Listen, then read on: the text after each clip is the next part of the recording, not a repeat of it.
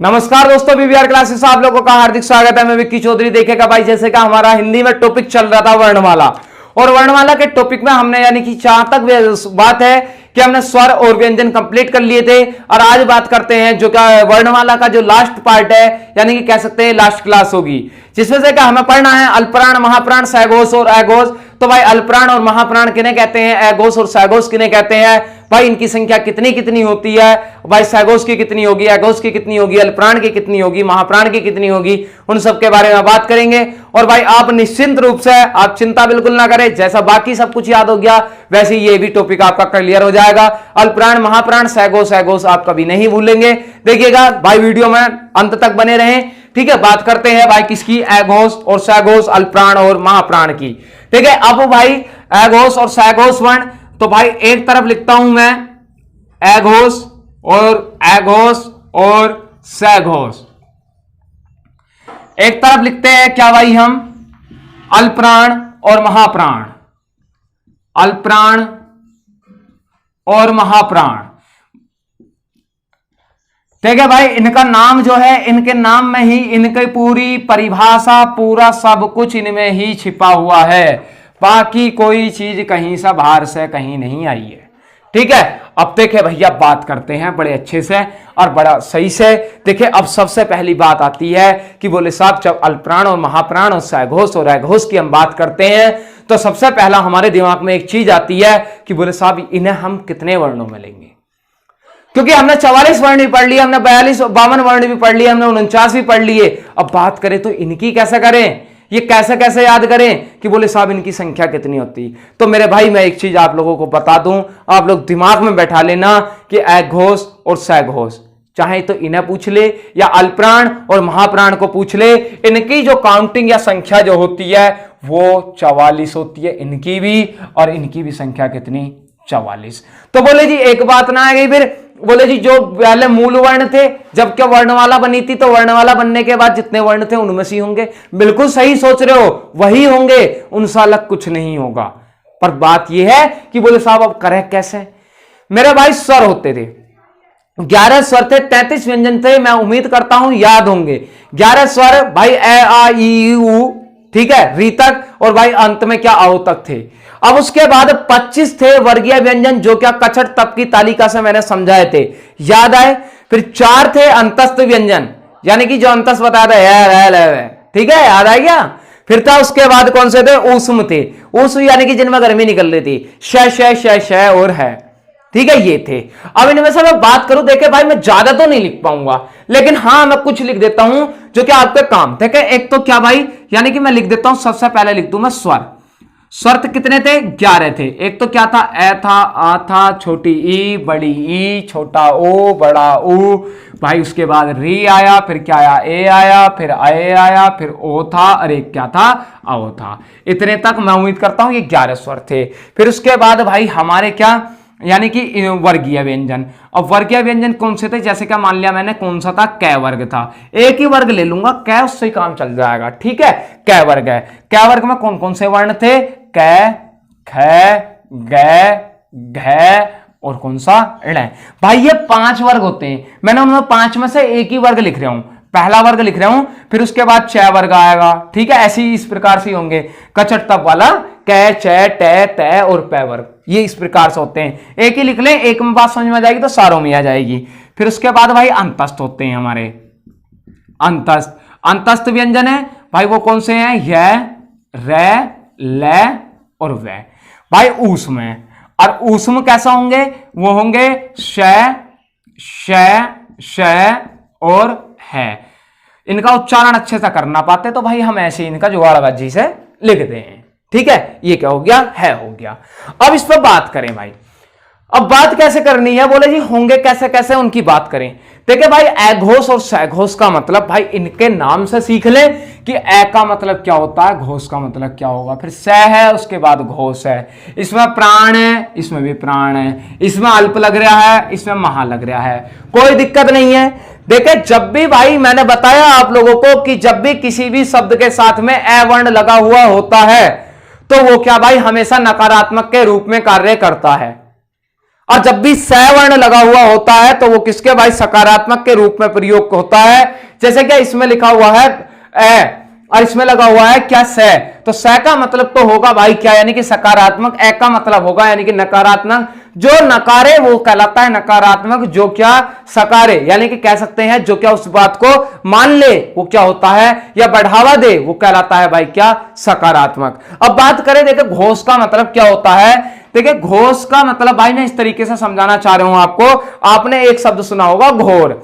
अब घोर क्या होता है कि बोले साहब कहीं जैसे क्या अब बरसात का मौसम चल रहा है वैसे भी, ठीक है, तो भाई बादल घोरता है ना, घोष मतलब घोर, बादल घोरता है। और जब बादल घोरता है, अगर हम सो रहे हो या लेटे पड़े हो या कहीं खड़े हो, तो जैसे ही बादल घोरता है तो कैसा महसूस होता है, जैसे क्या हो रहा हो कंपन सा, तो कंपन सा। तो भाई ऐसी घोष का मतलब क्या होता है भाई, घोष का मतलब होता है कंपन से। क्या भाई, कंपन। अब भाई इस घोष का मतलब किससे होगा, कंपन से, ठीक है, आधा न और बना लो चाहे, कोई दिक्कत नहीं है, कंपन से। स का मतलब क्या होगा, स का मतलब होता है सहित, और ए का मतलब होता है भाई क्या, रहित। सहित और रहित में अंतर जान लें। सहित होता है यानी कि किसी के साथ चलना, रहित होता है यानी कि उससे अलग चलना।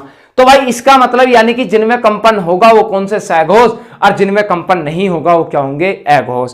अब इन पर बात कर ले, बोले जी ये तो बात चलो मान ली। अब मानने के बाद अब कंपन का कैसे पता करें, कंपन का पता करो भाई, कैसे करोगे, जैसे ये बोर्ड है, अब बोर्ड है, अब मान लिया पीछे से क्या इसमें कंपन हो रहा, लेकिन क्या मुझे दिखाई नहीं दे रहा, मुझे दिखाई नहीं दे रहा कि बोले हाँ भाई बोर्ड में कंपन है या नहीं, मैं कितनी गौर से देख लूं इसे, ठीक है, चाहे ऐसा करके बिल्कुल वो आंखें फाड़ फाड़ के देख लूं नहीं दिखेगा, लेकिन मैं क्या करूं, अगर कंपन को देखना है, अगर मैं बोर्ड को छूकर देख लूं ऐसे, तो छूकर देखने के बाद में जो हमारी जो स्वर इंद्रियां होती हैं, या स्वर इंद्रियां या यानी कि जो भी इंद्रियां हैं हमारे हाथों में, यानी कि वो एकदम से वो एहसास कराई थी कि बोले इसमें कंपन है कि नहीं है।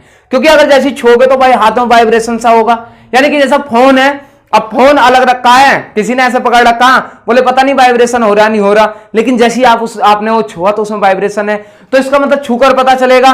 तो बोले छूवे किस है, समस्या तो यहां आ रही है, और कोई बात थोड़ी ना। चलो मान लिया कि घोष का मतलब कंपन है, अब बोले साहब कंपन है या नहीं है, उसका पता मैं कहां से करूं, किसी को छूऊं, अब वर्णों को छू के देखूं, किसे छू, भाई बोलोगे कहां से, मुख से।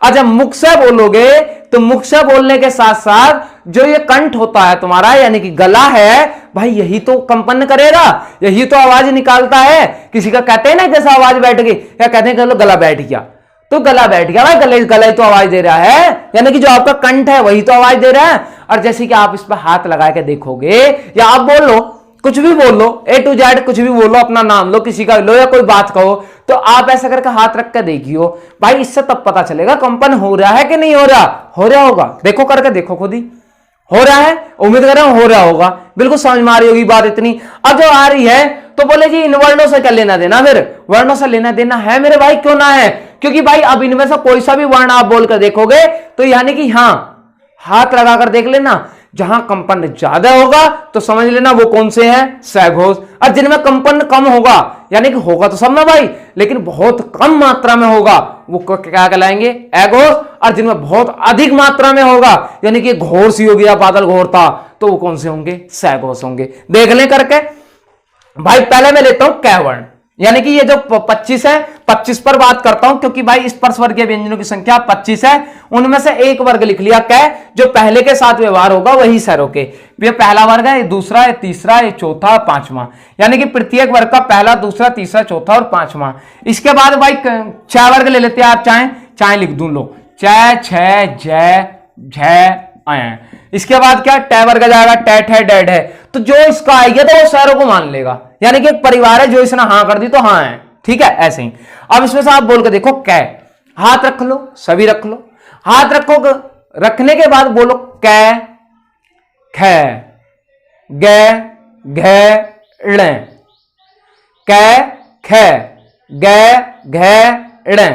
अब भाई अब पता चला, कुछ नहीं चला होगा, अब मैं बता रहा हूं, आप बोल के देखे कै, ख, ग और घ, अर्ण, ना पता चल रहा, बोले जी तो पता ना क्या हो रहा, भाई हो ना रहा।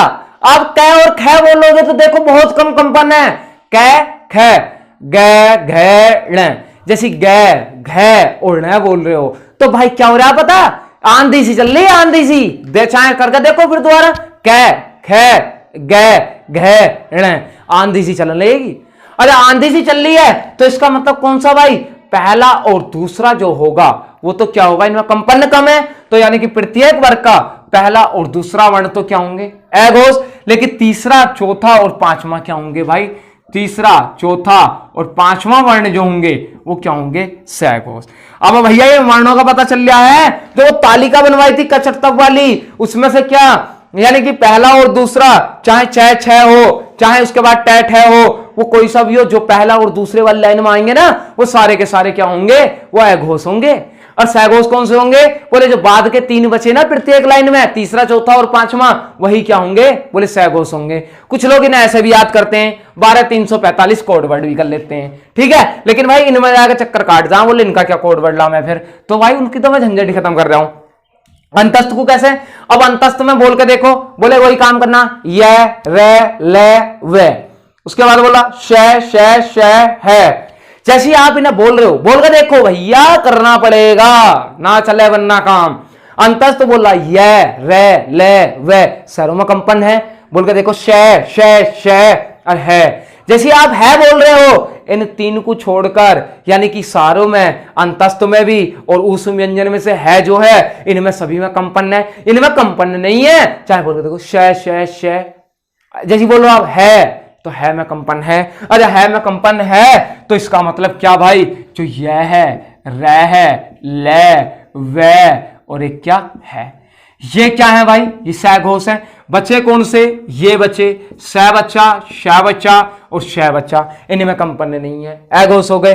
बोले जी स्वरों का क्या करें, स्वर का करो मेरे भाई। अब बोल के देखो आ ई उ री ए ओ और आओ, भाई कंपन है इनमें, है क्योंकि सारों में कंपन है। बोल के देखो आ ई भाई कंपन है क्योंकि इनमें कंपन नहीं है। इससे तुलना करके देखियो, बोलियो स और बोलियो ई, भाई कौन से कंपन है, इसमें कंपन है नहीं, तो इसका मतलब सभी जो स्वर हैं वो क्या है, ओ सॉरी इधर नहीं, सभी जो स्वर हैं वो क्या है, सघोष है।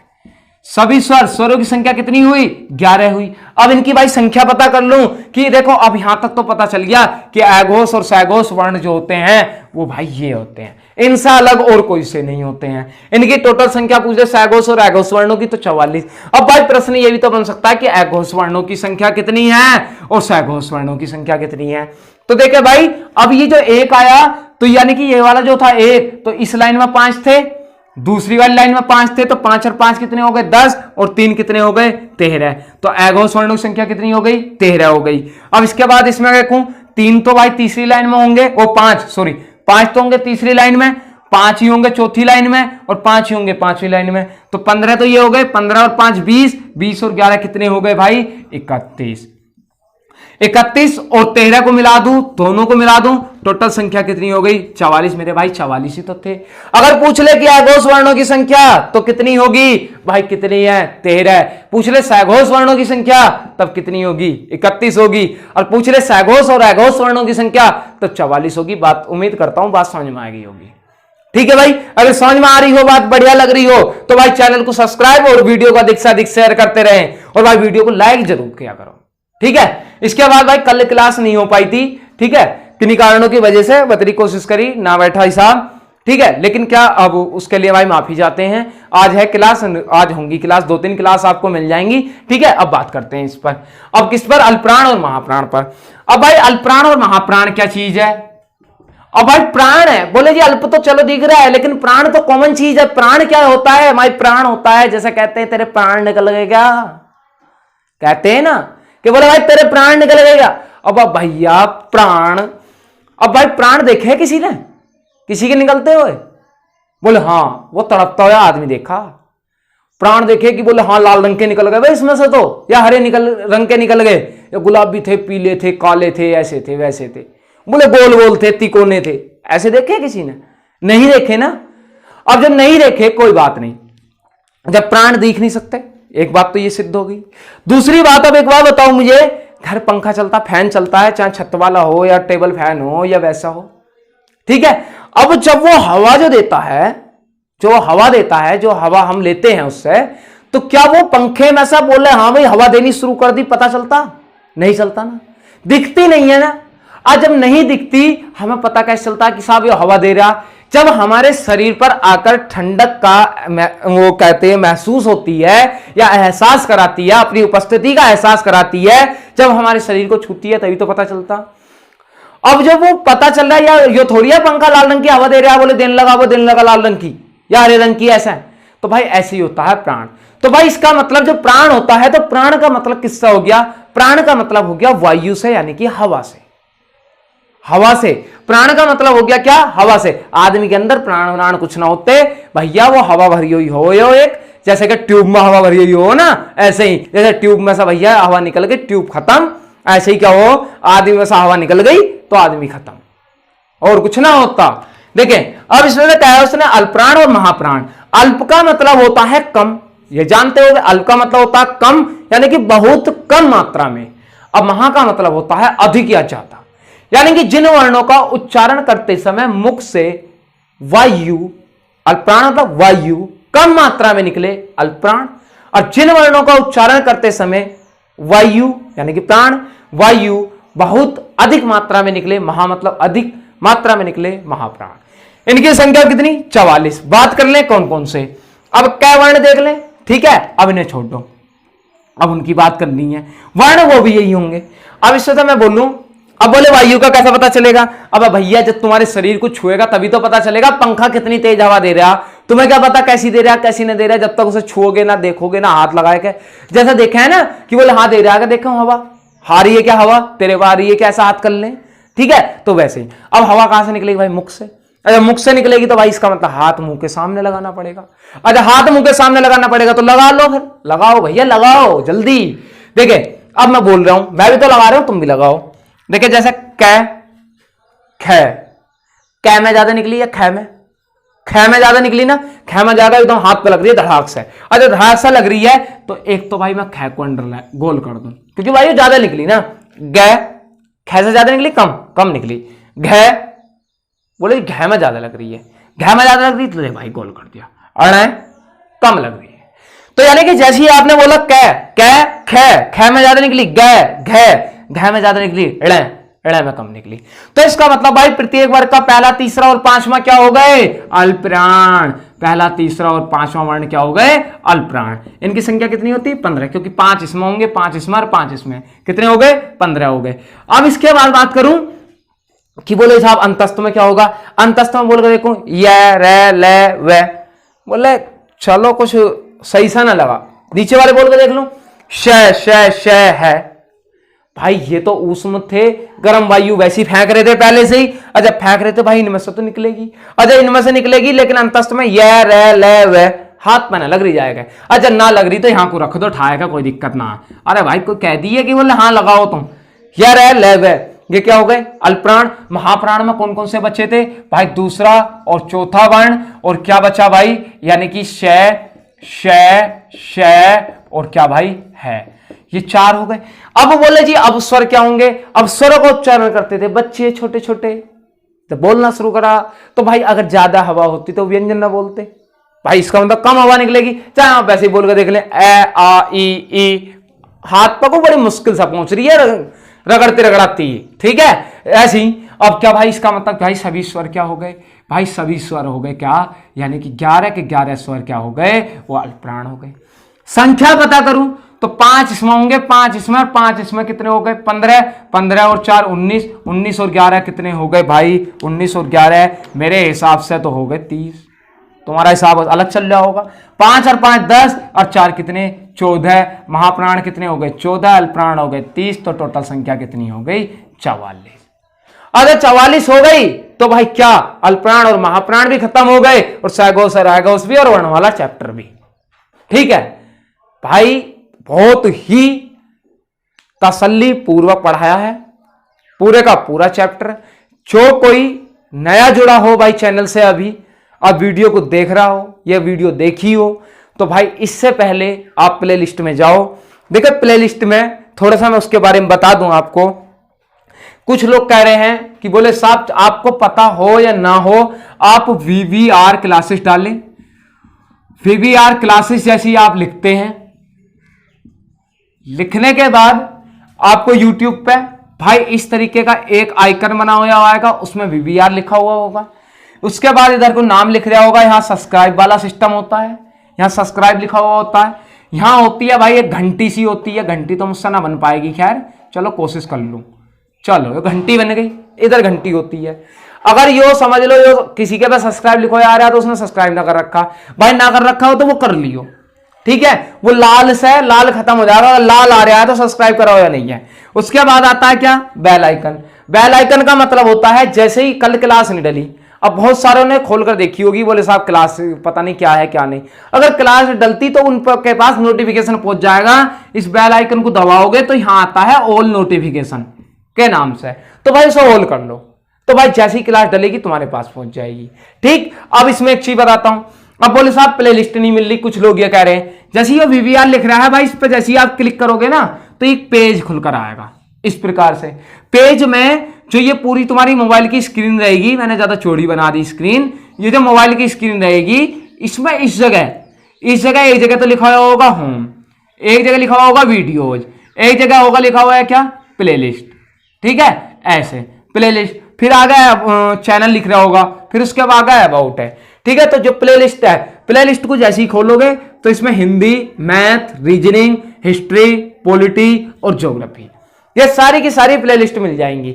अब जैसे हिंदी की आपको इससे पहले की वीडियो देखनी है तो भाई आप प्ले लिस्ट खोलें, खोलने के बाद में जो मैंने पहली वाली जो सबसे पहली जो वर्णमाला की, यानी कि जब हिंदी शुरू से कराई है तो उस पर भाई उसके थंबनेल पे लिख रहा है एकदम शुरू से, एकदम शुरू से हिंदी, ठीक है। आप वहां से देखना शुरू करें, उसमें रस की वीडियो पड़ी है, छंद की पड़ी है, ठीक है, उन्हें भी देख सकते हैं। और उसके बाद भाई सारी वीडियो देखा करो, ठीक है।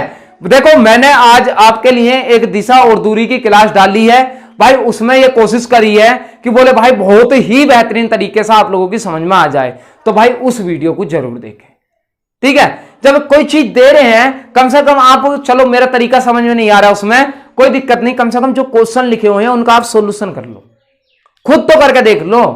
आंसर तो वही दूंगा ना मैं भी, आंसर देख लो तुम्हारे से भी सही आ रहा है या नहीं आ रहा, जिनसे ना आता भाई वो देख लो, कोई दिक्कत नहीं, इतना बुरे तरीके उसमें भी नहीं है, बढ़िया तरीके हैं, ठीक है। बाकी भाई मिलते हैं नेक्स्ट क्लास में, तब तक के लिए बहुत बहुत धन्यवाद। ऐसे ही भाई बने रहें चैनल पर, अधिक से अधिक सब्सक्राइब करते रहें। और भाई बहुत अच्छा लग रहा है, आप लोग इतनी मेहनत कर रहे हैं और हम भी इतनी मेहनत कर रहे हैं, तो उसका भी फल मिल रहा है और आप लोगों को भी जरूर उसका फल मिल रहा होगा, क्योंकि आप लोग अलग तरीके से मेहनत कर रहे हैं। आप लोग पढ़ने और पढ़ाई में मेहनत कर रहे हैं, हम लोग पढ़ाने में मेहनत कर रहे हैं, बस दोनों के बीच की जो कड़ी है वो है व्यक्तियों को जोड़ना। क्योंकि एक बात बताओ, अगर जो तुम जुड़े हुए ना होते तो तुम कैसे सीख रहे होते भाई। ऐसी भाई बहुत सारे और भी तो हो सके बेचारे, उन्हें भी जोड़ो, उन्हें भी लेकर आओ, आने के बाद उन्हें बताओ, बोले हाँ भाई ऐसे ही पढ़ा जाता है। भाई पढ़ेंगे निश्चित रूप से, अगर आपकी वजह से किसी एक व्यक्ति का भला होता है तो आपसे बड़ा दानवीर कोई नहीं है, सही है, ठीक है भाई मिलते हैं नेक्स्ट क्लास में, धन्यवाद।